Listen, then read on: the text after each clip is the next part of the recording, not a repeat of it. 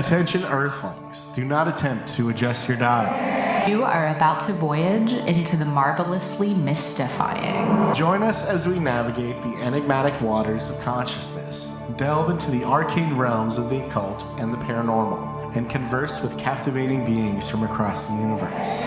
Prepare to expand your mind, challenge your perceptions, and journey into the unknown with your guides, Bunnicula and HP Hovercraft. The frequencies of strangeness await.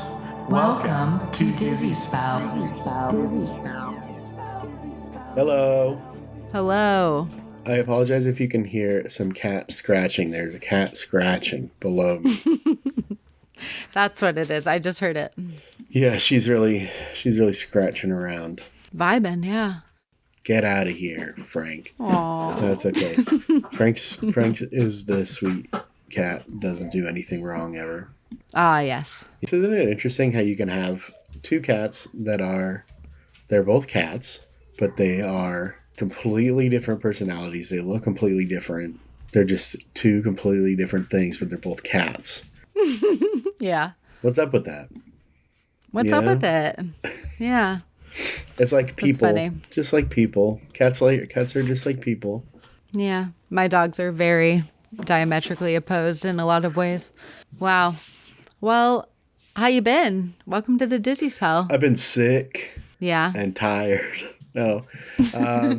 Yeah, my whole household has had the flu, as I feel like a lot of people in the world have had. Mm-hmm. And yeah, I took the time to watch Lost Highway for the first time. Never seen it. Oh, yeah, that's a good one. Rocked. Mm-hmm. And I think I got it. I think I understood the deal. I don't know. It's definitely like the like Lynch movie that maybe gives you the least to go off, right? Yeah. Like, it's just kind of vibes. I would say Inland Empire too. Yeah, see, that's another one. So I've been trying to do a little bit of rewatching because so many of them I've just watched like a few, like once or twice in high school, and then haven't revisited. Yeah, Inland Empire is actually like I think the first David Lynch movie I saw, and I just like nice. I was a sophomore, I think, and I just was like, "What? This is the worst thing I've ever seen in my life. Like, what is this? It's just like it's nothing, and it looks bad. I just like didn't get it." But then I watched like Eraserhead and Elephant Man, and of course Blue Velvet, and got really into it. But I'd never seen Lost Highway. It was good. Yeah, that's a goodie. Shout out Bill Pullman. It's definitely a pure vibes sort of movie. Yeah. Speaking of pure vibes, Demi Moore. Yeah, she's on her all way. The awards. She's on her way. It's gonna happen. I'm very pleased with the recognition she's getting. We are your biggest fans, Demi. Congrats. Yeah, she's big stuff. She's totally gonna win. Yeah. As each award show happens, where she gets more and more, I think it's hers to lose, as they say. Ooh, I like that. That's a cool phrase. That's an awards thing people say. Yeah, I've never heard that. It's hers to lose. It's her race to lose. Yeah, I'm very pleased for her. Did you watch a halftime show, I'm assuming? I did. I sure did. But I have to watch it again because I watched it in like a restaurant that was just streaming it and like couldn't really super hear everything that was going on. Sure. So I'd like to watch it again. But I couldn't hear anything that Samuel L. Jackson said, like at all. Oh, yeah. So and I feel like I know that it was like an important part of it. So yeah, watch it was that. Really good. But the one picture of Kendrick Lamar when he says, "Hey Drake," that's like going around is so funny. Yeah. It's unbelievable. He really makes eye contact with his enemy in that moment. And then you get Serena Williams in there. Do you know the relevance of that? Oh yeah, it's good. And I guess Drake dated SZA also. Yeah, that's also very spicy. Very spicy. Yep. You think that he's like, all right, he's done. He's not. Kendrick Lamar is not done giving it to Drake still. Well, did you see the very end of the thing had game over? Did it? Yeah, really? As at the very end of his set, these lights went up in the stands or something that all went like game over. Okay. It was pretty dramatic. Yeah. So this may have been his mic drop, Okay, but so this is pointed out by a clip of a comedian that I saw. is that the Super Bowl like has its own like television production like thing, and the halftime show specifically does, and doing that puts it up for Emmy consideration. And so it's possible that Kendrick Lamar wins an Emmy now. I love that. For this. And, I mean, we didn't even talk about him winning all the Grammys. Yeah, I mean, what a week for Kendrick. So he for this Drake diss, he won Song of the Year at the Grammys, and then performed at the Super Bowl. And now in like a little bit, in like a year or so, we could be revisiting it when he is now winning an Emmy for this, which will be really funny. Oh man, what a guy! Just like what a cool guy. An all-time hater. Nobody's hated like this ever in history, I think. It's just unbelievable. I'm proud of him. I really am. Yeah. I don't know. It's been a beautiful journey we've gone on. I love it. Yeah, man. Where do you go? What do you do if you're Drake? You retire. You go back to you. I mean, what does Kendrick do though? Like he already won a Pulitzer Prize and all these Grammys and everything. I'm like, I'm sure we'll do something great next. Maybe he'll do like an Andre 3000 and do like a flute record or something, some small pipes. He is producing a movie musical. I don't know if it's directed by or just like also involving the South Park guys. Really? And that's coming out like this year. Whoa, that he's sounds like great. I think that he's just like a producer on it. I'm not sure like how heavily involved he is, but that's something. Yeah, he's got to go for the EGOT. That's what I was about to say when you said musical. So he's got the Grammy. Oh, that's cool. I don't know. Did he get an Oscar for the Black Panther song? No. I don't know. I don't think he did, but but he'll get there. He'll do it. He'll get there. You Champion. know what? I believe in him. Yeah. Yeah. Yeah, truly. The whole performance was beautiful. I'm so just pleased with that. Literally the only time I've ever cared to watch a halftime show. And I just happened to look at our Roku and it showed that you could watch the Super Bowl on Tubi for free. And so I just like hit it and happened to tune in like 60 seconds into the halftime show. Wow. And I just caught it. Yeah, it was perfect. And I was like, wow, this is a fucking great show. So. That's sick. You know what we did the day before is watch a bunch of the old halftime shows, like the old ones. You really? should. Okay, so like they haven't always been like they are now, where it's like, oh, they just like Rihanna comes and does like a 30-minute concert, or Kendrick does like a 30-minute concert. They used to be like kind of themed. So like the 1992 one is a send up to the 1992 Winter Olympics with Gloria Estefan, whatever the fuck that means. And then, so in 1995, the Super Bowl was on ABC, who used it as an opportunity to market like Disney World in Disneyland, where there was a new Indiana Jones stage show. So this is like 6 years removed from Temple of Doom. And the Super Bowl halftime show is Indiana Jones themed with performances by Tony Bennett and Teddy Pendergrass. And it's just like a fake Harrison Ford, like fighting bad guys from Temple of Doom. And then like Tony Bennett comes out and sings a song. And it just like, it's so silly. That's funny. You should watch it. Everybody check that out. It's on YouTube. It is really funny. And just look what they took away from us. I don't know. I think I liked Kendrick's show better, but... I don't know. You haven't seen the 1995 Indiana Jones. That's fair. That's fair. Okay, so this is just a random pop culture-y thing, but is not recent. But I just happened to come across this photo. And I honestly, now that I'm thinking about it, I don't even remember how or what I Googled to find this photo, but it is of Marilyn Manson getting married to Dita von Tease, and it's a picture of them being married by Alejandro Jodorowsky in full Holy Mountain priest outfit from the movie. And it blew my mind. At first I thought maybe it was just someone like I don't know, impersonating him for this edgy edgelord wedding. But turns out it's actually Alejandro Jodorowsky, the creator of Holy Mountain, who came in full costume and married Marilyn Manson and Vita Von Teese, like officiated their marriage. Okay. Look it up. Look it up right now. I want you to see this picture. I saw this on Reddit. Wow. And doesn't Marilyn Manson look so demonic also? Yeah. He looks like the penguin in Oh my Batman, God, he does.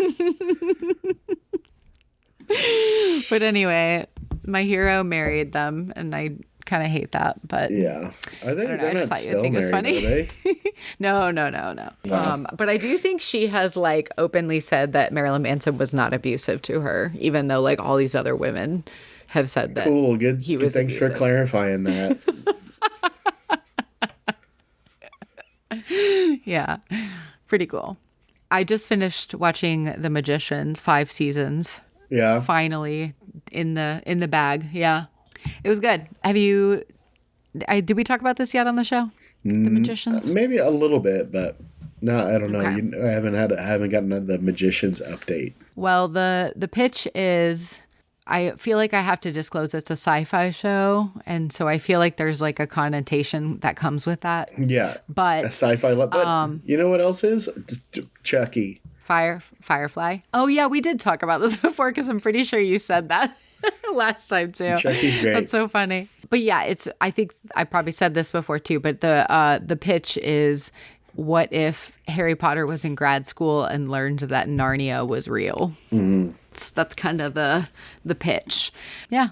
A lot of time travel, a lot of parallel dimensions, wizard stuff. They have this like really complicated hand motion style of casting that is really crazy, that like they obviously put a ton of time into figuring out how they wanted like casting to look in the show, and you can tell these actors like heavily were practicing these crazy hand motions. It's very interesting. It was a cool like interpretation of magic, I thought. Nice. That's cool. I haven't heard anybody else talk about that show ever. So I know. I was just saying that. Yeah, no one I know watches this show, but I just really loved it. It's not still on, is it? It's like done? No. It got canceled in 2020. Oh. COVID. Pretty good. Yeah. COVID. I feel like a lot of stuff didn't survive COVID. You're right about that. Say that again. Okay, so I did post on our Instagram. Yes, questions, cues, DQs. Disturbing. Did you see the thing I posted? Yeah, this creepy image. What is that supposed to like? I just saw it and I was like, I think I was driving, and I just went, you know what? I'm just not going to worry about that. What is it? What is that? Is it Justin Bieber? Is it? I actually don't know. Justin Bieber, but instead of having a face, his face is his body, and he doesn't have a head. Okay, so I read this medieval horror series called Howling Through the Dark Ages, I think is what it was called. And in it, there's a whole story that is about, I think you would pronounce it, the Blemmyae. And this is just like a horrid Photoshop depiction of what a human Blemmyae would look like. But the idea is these creatures that show up in weird illuminated manuscripts from, these like biblical texts or whatever. And there are these like creatures that have no head and their faces are on their chests. They're humans, but they don't have a head. Mm-hmm. So they're called Blemmies, I think is how you would say it. Yeah, so I got really obsessed with Blemmies and I had this on my phone and I needed something to post.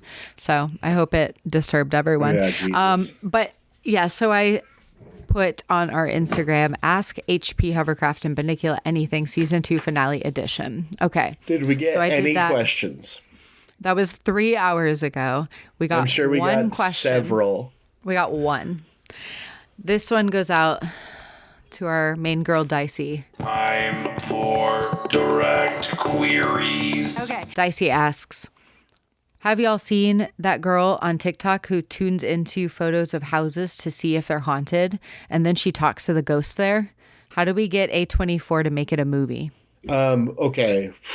I'm going to answer with a different TikTok rabbit hole that I implore other people to go down. If you want to try to find this girl.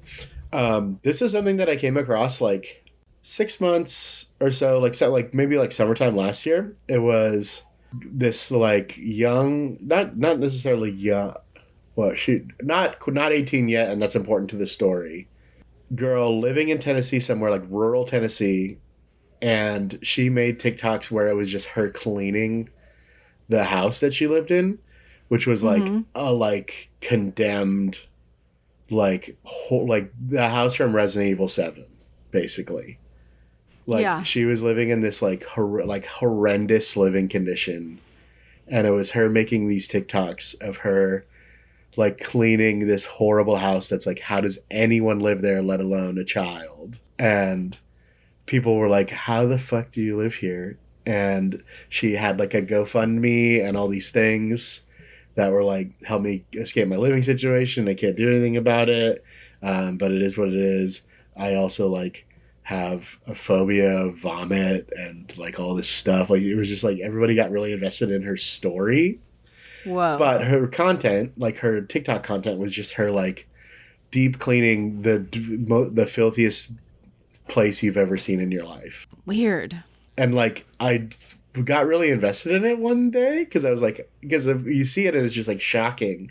She'll just like, it'll be like some video, there's like roaches everywhere, and she's like stomping the roaches and just like doing a voiceover of like, yeah, let me get my scrubbing tools out. And then she has like a little steam cleaner and she's like steaming stuff, and she's swearing a lot, and she just seems really, it was like a whole, people were like, wow, we want to help this girl, and they donated all this money to her, and she like conned all these people out of this money.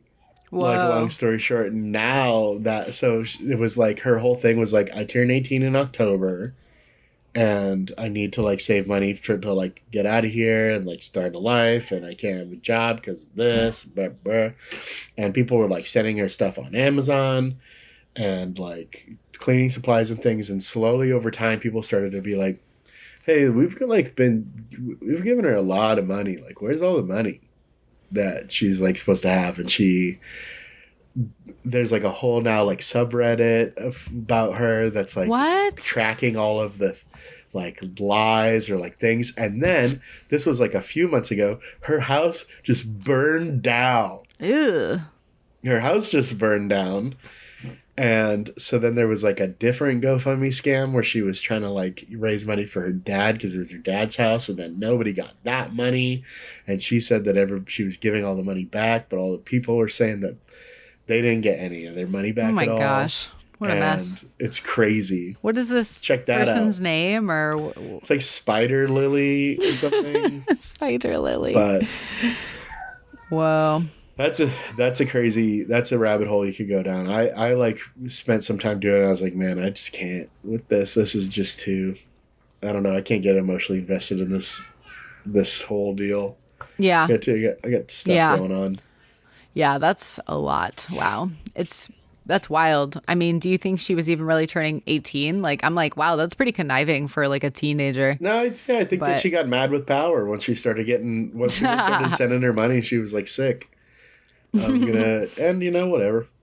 Who cares? Respect it. I respect it. Here's how I feel about it is these people sent her money because people started to be like, oh, she's asking for donations and we're spending her money for stuff. And then all of a sudden she's got like new piercings. Mm-hmm. And I want to be like, you guys sent her the money. She can do whatever the hell she wants with. Yeah. Like, yeah. Like, sure. You can be like mad, I guess, or annoyed, but like also like, you gave an 18-year-old money. Sorry that they got some piercings. Yeah. Yeah. Wow. Like it was like something like in the multiple tens of thousands of dollars that. Yikes. She ended up getting. All right. Well, To answer your question, Dicey, no, we haven't seen that TikTok, but dear God, please share it with me because... Send it to us because I'd like to see that. I should have texted you sooner. Sorry, Dicey. I want to watch it now. Wow. And something we have not even talked about yet is that, surprise, it's the end of our second season. Pretty big stuff. We made it through 2 seasons. 2 seasons. It's been over a year since we started. Yeah. Wait. It started in April last year. So yeah, about a year. Yeah, but like since we started decided that we were gonna leave the radio and bring it to the slightly different radio. Exactly. Yes.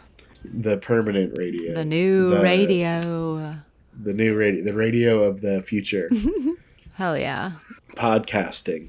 Well, I know we talked about wanting to talk about UFO religions today, but I know you also had a topic. Oh, I want to talk about the moon landing. I've been really just thinking about it a lot lately. Because here's where I started, like, what big conspiracy theory is older than the moon landing, right? Or is there even a more well-known, like... Ancient aliens. The most... Sure, but, like, the I'm talking about, like... Like U.S. government?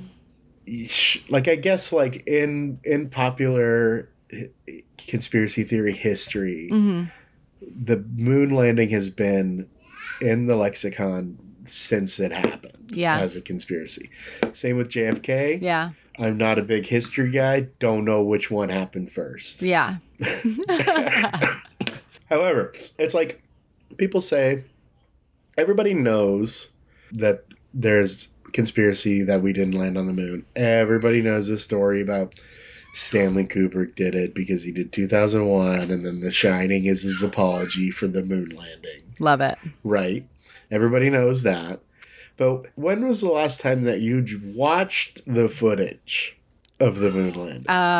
Yeah, you asked me this. Yeah, it's been a long time. Right? That's the thing. So I implore everybody at home, pull it up and watch it.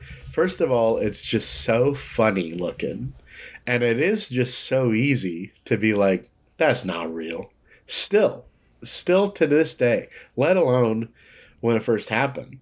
I think that the only thing that would stop you from thinking that it was not fake was excitement at it happening and trust in your government, right? Wait, say that again? Because they're just bouncing around out there. You can buy that somebody would think that was fake. Yeah, totally. If you said, "Hey, look at this footage that I faked," you'd go, "Yeah, it looks like shit. It looks like you made that in your backyard or in your garage or whatever." Yeah, the like unwavering fat flag is super weird. Yeah, I don't know. But also, so that's what. So in now looking up and researching, so I started to get to like, hey, what made people think that it wasn't real in the first place? And the first guy, like, basically all of it stems, or like one of the earliest things is this self-published book by a guy named Bill Kaysing called "We Never Went to the Moon, America's $30 billion Swindle." Love it. And he was just a guy. He had no knowledge of rockets or technical writing, and he was hired as a senior technical writer at Rocketdyne, which was the company that built F-1 engines used on the Saturn V rocket. Okay. He worked there, and then after he worked there, he wrote this book because he just believed that it was faked and that it didn't happen. And he was just like a conspiracy guy.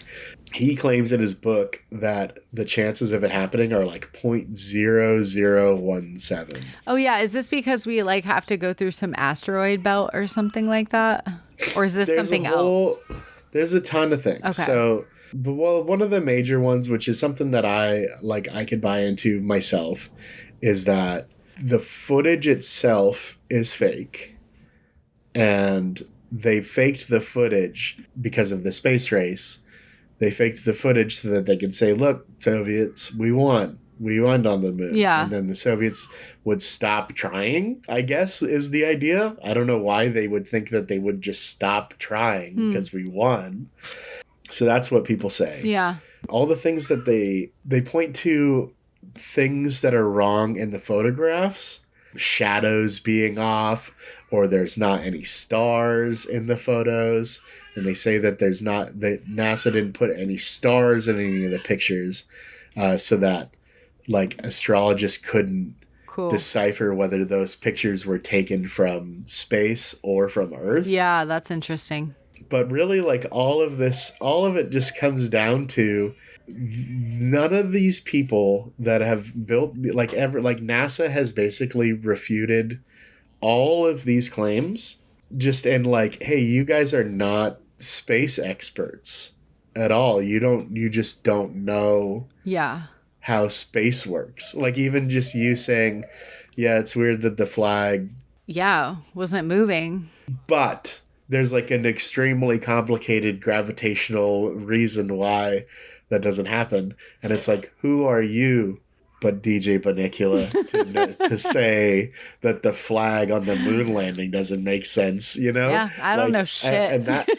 That's what's been like tickling me so much about this. It's like the same energy to me. Like I bet that the way that anti-landed on the moon theorists were received at the time is similar to how you might think of somebody that's a flat earther today. Maybe. Like, what do you know about the Earth that you feel so confident that it, like, you know, like there's that. And then just the sheer amount of people that would need to be in on it for it to be a success has been calculated. It was calculated by a guy, David Robert Grimes, estimated the time and amount of people it would take for the conspiracy to happen and then be exposed through all these. I don't understand quite the calculations he did, but he came up with it. It would be between 411,000 people in on it. Whoa. And that if it was a hoax, it would have been exposed in 3.68 years. Interesting. And another thing that gets pointed out by Penn Jillette on Penn and Teller Bullshit. Have you ever watched that show? No, but I know who that is. It's good. Yeah? Good. Yeah, Penn and Teller. Yeah, it's cool. Cool. It's like 2005. I think it's on Showtime. Okay. But they do, like, they basically, like, it's like Mythbusters, but like, adult. Okay. But he points out that nobody involved in NASA or in the Apollo program at all has ever said that as a hoax.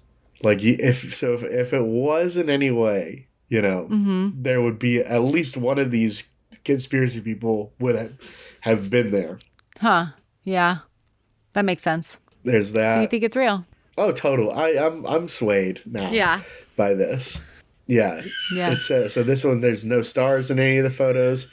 The Apollo 11 astronauts also stated in post-mission press conferences that they did not remember seeing any stars during extravehicular activity. Conspiracists contend that NASA chose to not put the stars in the photos. They chose not to put stars in the photos because astronomers would have been able to use them to determine whether the photos were taken from the Earth or the Moon. You think that, like, just think about the NASA people sitting around going, you think we should put stars in these photos? Nah, because then they'll be able to figure out if we did it for birth. Nah, it'll be better if we just put no stars. Nobody will think that that's weird. Yeah. We'll just not put any stars. Yeah, that's a good point. I like that. Super interesting. Yeah, and then there's also just like in the last like 20 years, they've been able to go send satellites up there and like see the flag, confirm the footprints, all that. It's good. Okay, all right. Have you ever seen the clip of the guy? There's like I can't remember his name, but he's like a major anti-moon conspiracy theorist, and he like confronted Buzz Aldrin about it one time. And Buzz Aldrin, like, almost killed him. Oh, yeah. He, like, popped him in the face. Can you imagine if you went to the moon for real and it was one of your proudest life accomplishments and this absolute maniac follows you around to tell you that you didn't go to the moon for your whole life? Like, You just got to be so grumpy about it, I would imagine. Yeah, totally. That's really funny. No, you didn't go. I went to the moon. It was a huge deal. It was a major part of my life. Proudest thing that ever happened to me. No, you didn't go to the moon. You are a fucking liar. And how dare you lie to the American people like this? You should be ashamed of yourself. Jeez. I would kill that man. Noted. All right, that's what I've got about the moon. We should go back. We should go back to the moon. All right. Is what I think. Yeah, fair enough. You think that how long until Trump starts talking about going to the moon? I don't know, because Elon's thing is going to Mars, right? So. Well, yeah. It might be more helpful on Mars. I don't know. More helpful for the rich people, I mean. Whatever. That's one thing that I'll support him if we're going to Mars, to be honest. Yeah. Let's go. How horrible is it that there's God, whatever, I don't want to talk about it. Yeah. I can't even get into it. Like, it's just like 100%. Oh God, like the Doge thing. It's just it's gone so far. Insanity. We are going into uncertain times at the end of season 2, my friends. It is strange out there. Yeah. All right. Well, when I was a kid, I was absolutely obsessed with all things space. Not from an astrological standpoint at all, but just from a science one. And I always thought that it like blew my mind the day I realized that Isaac Asimov had written all of these like famous sci-fi books, because I always knew him as someone who had just written these like nonfiction books I read about space all the time in like elementary school.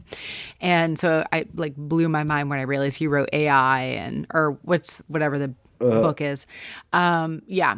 So I like just love all discussion about space travel and like the idea that like we put humans on this rock in outer space. That is an insane concept in itself. Very cool.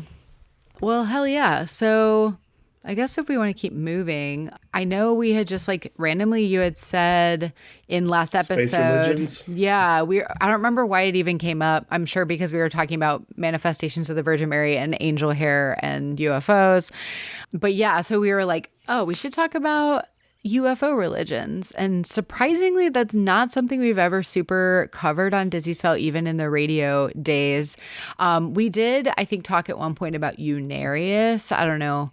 It was a long time ago, but we will talk some about Unarius. But I'm calling this segment Top 6 UFO Religions. Loading database. Loaded. So, top 6. There's so many. Yeah, I'm sure that there's top 6 is funny though. Yeah. You don't go 5, don't go 10. Let's do top 6. 6. All right, let's start out with number 6 and we'll go to number 1. But honestly, they're in no particular order because they all have a special place in my heart. The first is Nation of Islam, which is not just Islam. It is a black nationalist religion that is millenarian, believing that humanity is living in end times. And central to its view of the apocalypse is this large spaceship known as the wheel or the mother plane or the mothership, and which members usually refer to using female pronouns, which is interesting. We talked a lot about like the divine feminine last week on the show. Elijah Muhammad described this as a small human planet, claiming that it is 1/2 mile in diameter. And the nation teaches that this vessel is the Merkaba that appears in the book of Ezekiel. And it teaches that Allah and many of his scientists live in a magnificent city on the mother plane from which they monitor humanity. It says that the person who created Nation of Islam, Elijah Muhammad, never died, but is resident aboard the mother plane ship. And the nation teaches that there are also smaller vessels or baby planes that are docked inside the mothership, and these travel to visit Earth. So, nice. Yeah. So the apocalypse is going to come when the mother plane appears above the earth and transports the righteous to live upon it. It will then use the baby planes to bury bombs beneath the Earth's surface, which will wipe out the old white-dominated order, which is pretty based. The Earth's atmosphere will then burn for 390 years and spend another 610 years cooling down. Whoa, right? So 500? Yeah. 500 total years. Oh, no, 390 plus 610, so 1,000 years. Oh, I thought you said 110. A lot of years. It's going to take twice as long for it to cool. Yeah, almost. Interesting. Yeah, but once... You ever notice that all the alien religions are end time based? Yeah, so a lot of these are millenarian, which is, believing that humanity is living in the end times. And a lot of times these religions think that they are playing a big role in the end of times, which is interesting. It's interesting that there's never like, hey, we believe in aliens and they're here, and that's why everything just rocks. No problems.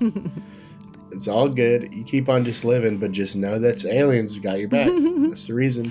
So once the Earth has returned to a habitable state, the ruling Allah will return the righteous to live on the planet in a new black paradise. Elijah Muhammad claimed that after the apocalypse, peace, joy, and happiness will have no end. Those living in this perfect society will eat the finest food and wear clothes of silk interwoven with gold.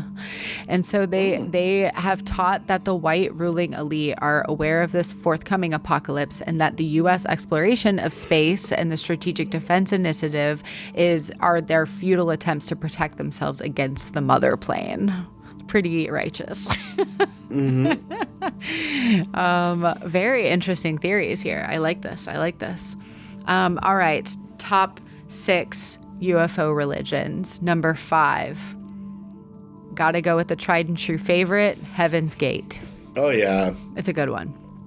So scholars have described the theology of Heaven's Gate as a mixture of Christian millenarianism, New Age, and ufology, and has been described as a UFO religion. The central belief of the group was that followers could transform themselves into immortal extraterrestrial beings by rejecting their human nature, and they would ascend to heaven, referred to as the next level or the evolutionary level above human. And so when one of their leaders passed from cancer, it challenged the group's views on ascension. While they originally believed that they would ascend to heaven while alive aboard a UFO, they came to believe that the body was merely a container or vessel for the soul, and that their consciousness would be transferred to next-level bodies upon death. There's just some sprinkles of Mormonism in there. Probably, yeah. Did you ever know? I never really have made that connection, but yeah, that's interesting. It also has some sprinkles that are similar to Scientology, which we will also talk about. Somebody should write the Mormon religion and Scientology have a lot more in common than you might think. If you really look at it, can we put Mormonism in the alien religion thing? Yeah, that could be number 7. Really, I mean, isn't that their whole deal is you get your own planet at the end of your life? I don't know. I forget. I didn't look that one up. Yeah, that's the thing is that you get to be when you die. If you're a good Mormon, you get your own planet where you get to be God of the planet. It didn't show up in my list of UFO religions, but that makes sense if it's like space travel but not UFO related, maybe. It's not like high concept sci-fi. It's just you get to be you get your own planet when you die. That sounds nice. I want that. Sounds fun. Yeah, I'm into it. God of my own planet. I like it.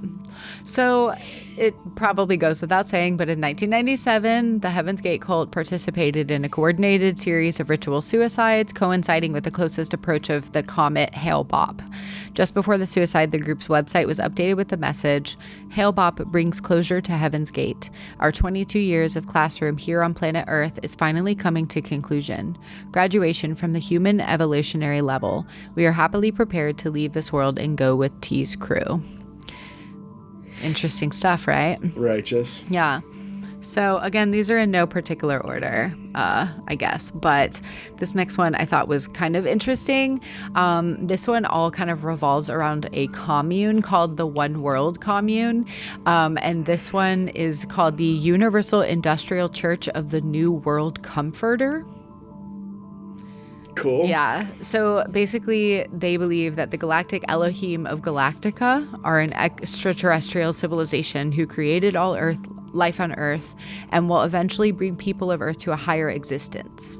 On Earth, the galactic Elohim and God mind are represented by Alan Michael, who is their leader and the galactic messenger and the New World Comforter.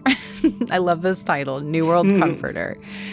While negative energies are acquiring for self without regard to the whole are channeled through such actions as the creation of the International Monetary Fund, the Federal Reserve System, the CIA, the secret world government, and general destructive tendencies toward Babylonian usury. According to members, the synthesis will occur when this humanity develops higher consciousness through positive affirmation of the God force in harmony with nature as channeled through the galactic Elohim, bringing all people to galactic membership on a higher plane of energy. Whoa. That's heady. That's like the kind of things I think about when I like smoke DMT. Or like look at a crazy like Alex Gray art. I'm like, yeah, we just need like funny. Positive affirmation of the God force in harmony with nature, man. That's what I've been saying. Everybody knows that I always say that. You can quote me. I love it. So how about for number 3, we pick Raëlism, also known as Raëlianism, which I thought was a great name. Sick. This one is from the 1970s in France. Ooh, troublesome logo. Yes. Jeez. Yeah, it's got like wait, hold on, let me look at it again. It's like, or is it like the David Nazi symbol? Oh yeah, totally. Wow, I actually had not even like comprehended that there is a straight up swastika in a Star of David. My brain hurts. That's what. Wait. I mean, what are they going for? Yeah, and it's like not like, oh, you can't even claim that it's like, oh, but like before like Buddhist symbol because they're founded in 1970. Yeah, for real. Oh, this is so interesting. I didn't even notice this. I just went straight to like the information about. Is there something about aliens. That logo here? Oh, here we go. Religious symbol. Okay, so Raël stated that this was the symbol he originally saw on the hull of the Elohim spaceship. He regarded this as a symbol of infinity, and practitioners also believe that this symbol helps facilitate their own telepathic connection with the Elohim. Nobody show this to Kanye West. Yeah. It's... I like the other version of the logo that's down here. Do you see it? That's the like swirly one? Yeah. That one's cool. It's like a swirl, and it says it's representing the shape of a galaxy. Interesting. Yeah, that's way cooler. Yeah, so they were accused of promoting fascism and racism in the not in the 1930s. But they spoke out against the act of discriminating against a religious minority. So it seems kind of like edgelord, like I'm going to take back the symbol sort of energy. You know what I mean? Because it says in sometimes you just can't do that. Yeah, it says in 1992 is when they altered their symbol and put the swirling shape instead. I think that was a good move. If we just changed all the swastikas into swirlies, if we gave everybody with a swastika a swirl. Ooh, I like that. Yeah, I like that. Get it? Because like you put their face in the toilet, you just gave them a swirly. I feel like that's a good policy for sure. So all I was going to say about swirlies for swastikas. that's another bumper sticker. Make the shirt. Swirlies for swastikas, man. Okay, wait, but what if they think that we mean like swirly ice cream? I don't know. No, nobody would think that. All right. We might have to have like a swirl symbol also to like get our meaning across. Okay, so what I was going to say about Raëlism is that it teaches that an extraterrestrial species known as the Elohim, sound familiar, created humanity using their advanced technology, and they're an atheistic religion that holds that the Elohim have historically been mistaken for gods. It claims that throughout history, the Elohim have created 40 Elohim/human hybrids who have served as prophets preparing humanity for news about their origins. So among these 40 Elohim human hybrids is the Buddha, Jesus, and Muhammad, and Raël himself is the 14th and final prophet. And so Raëlists believe that since the atomic bombing of Hiroshima in 1945, humanity has entered an age of apocalypse in which it threatens itself with nuclear annihilation. Raëlism holds that humanity must find a way to harness new scientific and technological advancement for peaceful purposes, and that when this has been achieved, the Elohim will return to Earth to share their technology with humanity and establish a utopia. So to this end, Raëlians have sought to build an embassy for the Elohim that incorporates a landing pad for their spaceship. They engage in daily meditation, hope for physical immortality through human cloning, and promote a liberal ethical system with a strong emphasis on sexual experimentation. All right. Just to, throw For that good in measure. there at the end. You gotta keep everybody. You gotta get the asses in the seats. Yeah. We have a strong emphasis on sexual experimentation. Just so you guys know. I like that one. Okay. All right. Keep it going. Two more. So next we have number 2. This is tried and true Scientology. So I just wanted to share a little. I feel like people probably know about Scientology, but I thought there was a couple things that were interesting. So Xenu is a figure in Church of Scientology's secret advanced technology, which is a sacred and esoteric teaching that says that Xenu was an extraterrestrial ruler of a galactic confederacy who brought billions of his people to Earth on a spaceship 75 million years ago, stacked them around volcanoes, and killed them with hydrogen bombs. Oh. Official scriptures of Scientology hold that thetans, or immortal spirits of these aliens, adhere to humans, causing spiritual harm. So the Church of Scientology normally only reveals the Xenu story to members who have completed a lengthy sequence of courses costing lots of money. The Church avoids mention of Xenu in public statements and has gone to considerable effort to maintain the story's confidentiality, including legal action on the grounds of copyright and trade secrecy. Officials of the Church of Scientology widely deny or try to hide the Xenu story, and despite this, much material on Xenu has leaked to the public via court documents and copies of Hubbard's notes that have been distributed through the internet. So I never knew this part, that is how the whole intel behind Xenu. I always wondered how we knew that is what the higher ups in Church of Scientology are learning. How do we know if we're not them? We're not those high ups. Who's leaking this? But it's interesting that a lot of it has come from the court documents and copies of Hubbard's notes that have come out. This is very interesting. What do you think? Does Xenu exist? No, nothing exists. Nothing exists. Nobody exists. Just only the moon landing. That was for sure real. I'm looking at some of these other ones. The most recent one.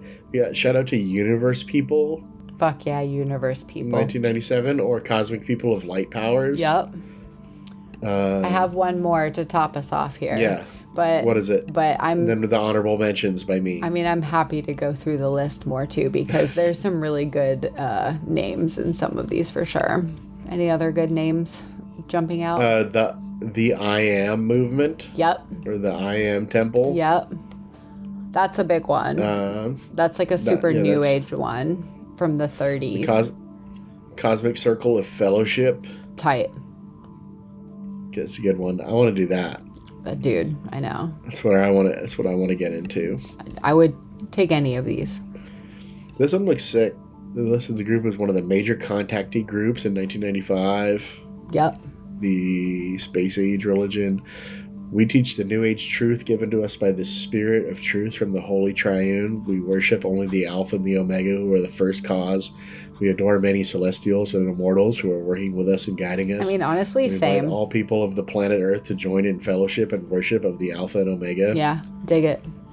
Yeah, dude. What's wrong with that? Yeah. Did they do anything weird? Which one was that? The I Am? Oh, no, the Cosmic Fellowship of Circle of Fellowship what they say about Jesus? I saw this. The CCF viewed themselves as linked to both mainstream Christianity and science, as they believe they also received messages from Jesus, who they believed had been brought to Earth by a flying saucer that was the Star of Bethlehem. Wait, that would make sense, because if they're saying that the divine feminine is fucking UFO called the Mother Plane and it gave birth to Jesus, we're cracking the fucking code right now.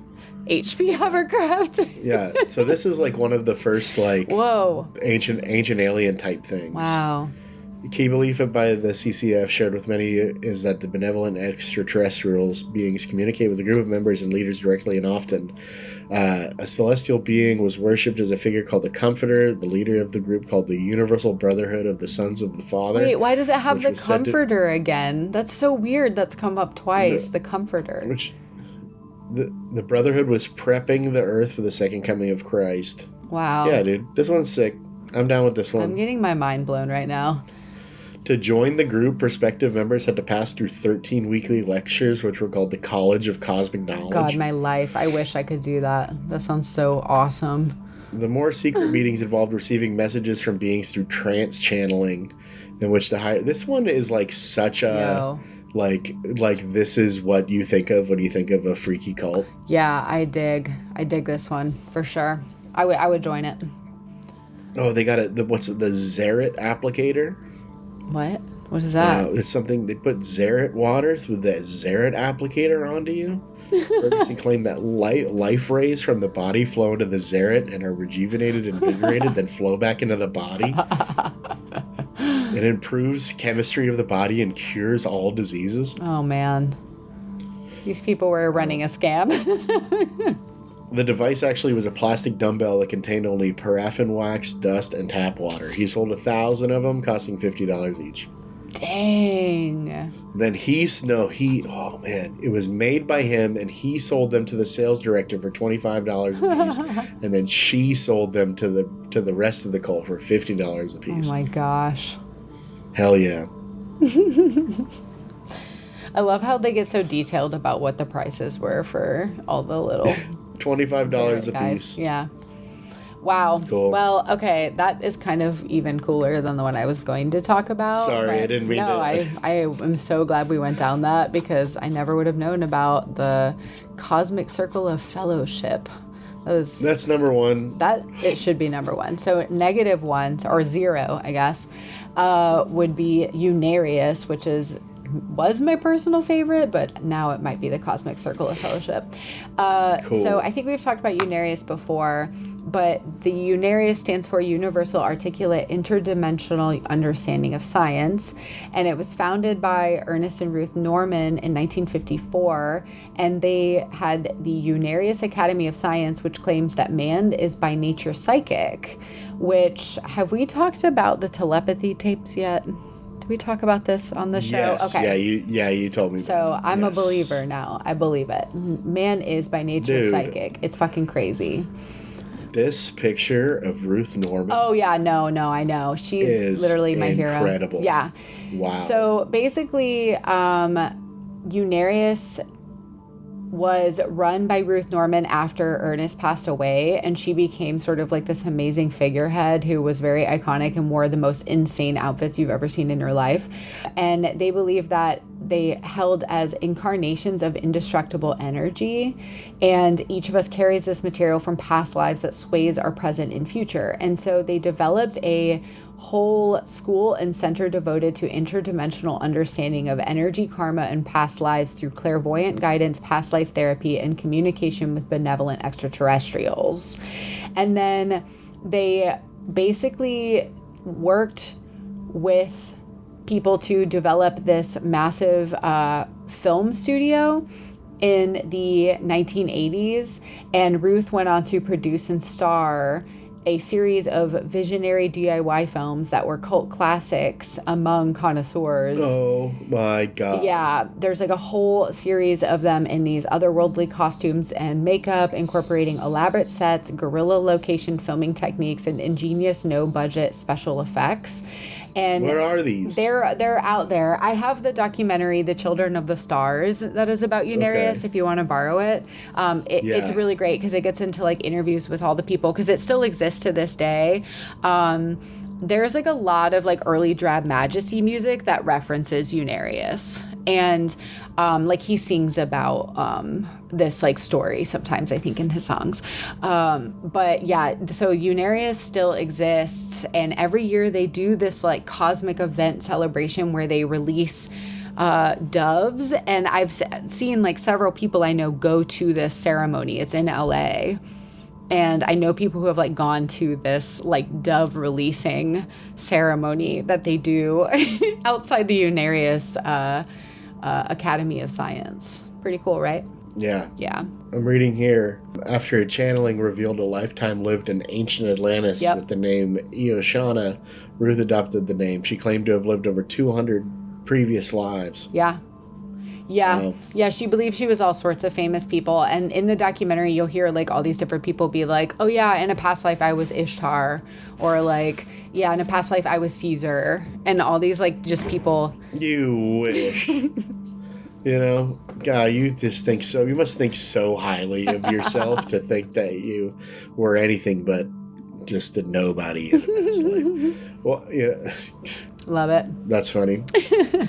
But yeah, that's my spiel about UFO religions. I found some cool ones. Those are cool. Yeah, you know, they all have their benefits. That one was pretty cool. You definitely, should go watch some videos about Unarius. Like, they have some very good videos out there. Yeah, here's another Fiat Lux, Latin for let there be light. That's another Jesus one. That's where fun. They think that they're getting divine messages from Jesus on the mothership. Same. They all think that, Jesus is on the spaceship and he talks to me. We gotta get ready for him to come again. Sick. I love it. All right. Well, awesome. Well, I did have one little news wrap-up thing I wanted to talk about before we sign off for the end of the season. I thought this was interesting. I saw this on Reddit, I think today, and the headline is, Oxford scientists claim to have achieved teleportation using a quantum supercomputer. Pretty cool stuff. So the first comment on it that, you know how the first comment on Reddit is always someone who went in and like copied the important part and then pasted it as the top comment so that you don't have to read the article? Yes. That person's doing the goddess Ishtar's work. But thank you to that person. But so they posted, this study teleported logical gates across a network, effectively linking separate quantum processors into a distributed quantum computer. The researchers used trapped ion qubits housed in small modular units connected via optical fibers and photonic leaks. This setup enabled quantum entanglement between distant modules, allowing logical operations across different quantum processors. This could lay the foundation for a future quantum internet, enabling ultra-secure communication and large-scale quantum computation. So that is a lot. And then somebody definitely went in and did a little rewrite of that to be a little more digestible, and basically said, shout out to Freezing Jelly on Reddit. Scientists at Oxford figured out a way to teleport information between tiny quantum computers, and it's kind of like magic. They used super small particles called qubits trapped inside little boxes, and these boxes were connected with special light fibers, letting the qubits talk to each other even when they're far apart. By doing this, they made separate quantum computers work together as one big system. This could help build a future quantum internet, making super fast, super secure communication and ultra powerful computers possible. Wow. Pretty cool, right? Yeah. Every day it's getting crazier. Yeah. And so then someone else added this comment, and I thought this was interesting. This is user Jersey Shore Seagull said, good username. They said, transported information via quantum entanglement, not transportation of an actual physical object with mass. Nor is this like sending a voice message via SMS. This is using spooky action at a distance, something science cannot accurately explain yet, to distribute information. This is like using a battery to power a flashlight, but no one knows what a battery is or how the battery works. They just know that when you put the thing inside the thing, you get a light out of the bulb. Isn't that crazy? Yeah. I love it. I just thought it was so interesting. I don't know. Nice. Well, thanks for that. Yeah. Something to think about. Maybe someday we'll have ultra fast and secure communications that are a free quantum internet. Wouldn't that be nice? In a beautiful, perfect world. Yeah, save me $70 a month. Love it. All right. Well, cool. Thanks for listening for 2 seasons. It's been a ride. I feel like things are so different in the world from where we started even a year ago with this podcast, you know? Things are so different in our recording world. Yeah. Things have changed, but yeah, thanks to all of you for listening. Super appreciate it every time. You've been listening to Dizzy Spell on the We Own This Town podcast network. Special thanks to our editor and producer, Michael Eads. Hi, Michael. And our podcast network. Thank you to Victoria Ocampo for our logo and design. And thank you to Jay Childers for the sound bed music you hear all throughout our episodes. You can check out more of his work at jchilders.bandcamp.com. Follow us on social media at Dizzy Spell World. And please leave us a review on your preferred streaming source. But only if your review has 5 stars. That's true. Yeah, only give us 5 stars. So far, so good. Only 5 Grammys. 5 solar temples. Yes, 5 solar temples. I like that one. All right, beware the glitter guardians, Earthlings. All right, bye. Bye.